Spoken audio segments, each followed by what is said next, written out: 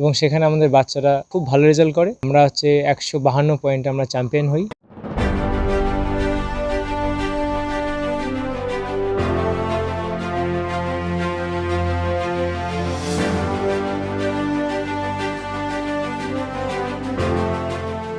জেলা taekwondo championship 2023-এ নজরকাড়া সাফল্য অর্জন করল রাজবাড়ী পাড়াস্থিত জলপাইগুড়ি স্পোর্টস তাইকোন্ডো একাডেমির ছাত্রছাত্রীরা।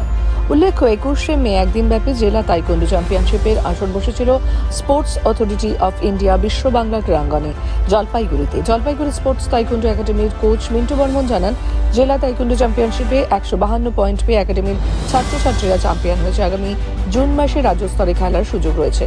তিনি আরও বলেন, বিগত বছরে একাডেমির ছাত্রছাত্রীরা ভালো রেজাল্ট করে ন্যাশনালে খেলার সুযোগ পেয়েছিল।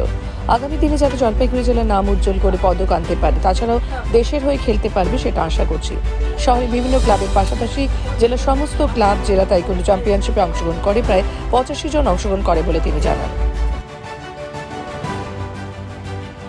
আমি মিন্টু বর্মন, জলপাইগুড়ি স্পোর্টস তাইকোন্ডো একাডেমির কোচ। আমরা 21 তারিখে আমাদের একাডেমির পক্ষ থেকে ডিস্ট্রিক্ট যে চ্যাম্পিয়নশিপ হয়েছে বিশ্ব বাংলা ক্রীড়াঙ্গনে, সেখানে আমাদের স্টুডেন্টরা পার্টিসিপেট করে এবং সেখানে আমাদের বাচ্চারা খুব ভালো রেজাল্ট করে এবং সেখান থেকে আমরা 152 পয়েন্টে আমরা চ্যাম্পিয়ন হই। এবং আগামীতে আমাদের যে বাচ্চারা রয়েছে তারা জুন মাসের দিকে তারা রাজ্য স্তরে খেলতে যাবে। খেলাটা আমাদের বিশ্ব বাংলা ক্রীড়াঙ্গনে হয়েছিল জলপাইগুড়িতে। এখানে আমাদের জলপাইগুড়ির বিভিন্ন ক্লাব এসছে, প্লাস ধূপগুড়ি জলপাইগুড়ি ডিস্ট্রিক্টের আন্ডারে যতগুলো ক্লাব মনে করেন যেগুলো আছে সবগুলোই জয়েন করেছিল এই খেলা ছিল এটা তাইকোন্ডো চ্যাম্পিয়নশিপ। খেলাটা হচ্ছে 21শে মে। সেখানে অংশগ্রহণ করেছিল 85 জনের মতো।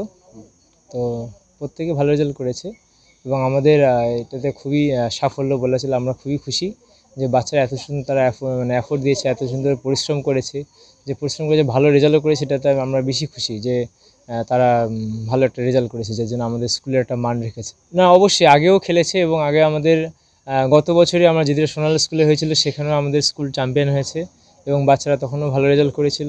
এবং তারপরে 3 জন বাচ্চা আমাদের স্কুল থেকে ন্যাশনালের সুযোগ পেয়েছিল এবং তারা স্টেটে গোল্ড পাওয়ার পরে ন্যাশনালে খেলেও আসছিল। ন্যাশনালে মোটামুটি তারপরে এখন তারা আবার নতুন করে কোয়ালিফাই হলো, আবার এই নতুন বছরে আবার শুরু হলো।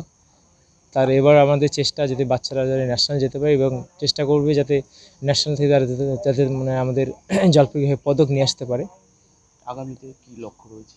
আগামীতে আমাদের একটাই লক্ষ্য, যাতে তাদের ভালো খেলোয়াড় তৈরি করা এবং আমাদের দেশের হয়ে যাতে তারা অংশগ্রহণ করতে পারে এবং যাতে আমাদের দেশের নাম উজ্জ্বল করে।